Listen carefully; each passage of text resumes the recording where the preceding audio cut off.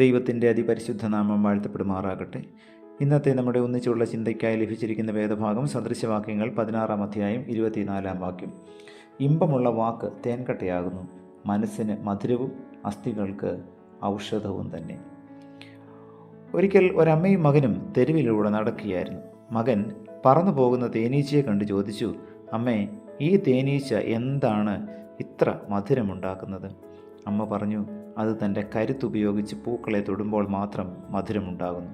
അതുപോലെ നമ്മളും നല്ലത് സംസാരിക്കുമ്പോൾ മാത്രം മറ്റുള്ളവരുടെ മനസ്സിൽ മധുരമുണ്ടാകും. പ്രിയമുള്ളവരെ, ഇന്നത്തെ പ്രഭാതത്തിൽ ദൈവം നമുക്ക് ദാനമായി നൽകിയിരിക്കുന്ന ഈ പുതിയ ദിവസം നമ്മുടെ നാവ് ഉപയോഗിച്ച്, നമ്മുടെ വാക്കുകൾ കൊണ്ട് മറ്റുള്ളവരെ മുറിവേൽപ്പിക്കുവാനോ മറ്റുള്ളവർക്ക് ദോഷം പ്രവർത്തിക്കുവാനോ ഇടയാകരുത്. ദൈവത്തിൻ്റെ ഹിതപ്രകാരം നല്ല വാക്കുകൾ സംസാരിക്കുവാൻ, കൃപയോടുകൂടിയതും ഉപ്പിനാൽ രസം വരുത്തിയതുമായ മാധുര്യമുള്ള വാക്കുകൾ സംസാരിക്കുവാൻ ഇന്നത്തെ പ്രഭാതം നമ്മെ സഹായിക്കട്ടെ. പ്രാർത്ഥിക്കാം. പ്രിയ കർത്താവെ, ലഭിച്ച വചനത്തിനായി നന്ദിയോടെ സ്തോത്രം. ഞങ്ങളുടെ വാക്കുകൾ എല്ലായ്പ്പോഴും കൃപയോടുകൂടിയതായിരിക്കാൻ കൊണ്ടുവന്ന് സഹായിക്കണമേ. മറ്റുള്ളവരുടെ വേദനകളിൽ ഒരൗഷധം പകരുവാൻ തക്കവണ്ണം ദൈവമേ, ഞങ്ങളുടെ വാക്കുകൾ ഒന്ന് മുഖാന്തരമാകണമേ എന്ന് പ്രാർത്ഥിക്കുന്നു. പ്രാർത്ഥന കേട്ടറിവയ്ക്കായി സ്തോത്രം. പുത്രൻ്റെ നാമത്തിൽ പ്രാർത്ഥന കേൾക്കണം പിതാവേ, ആമേൻ.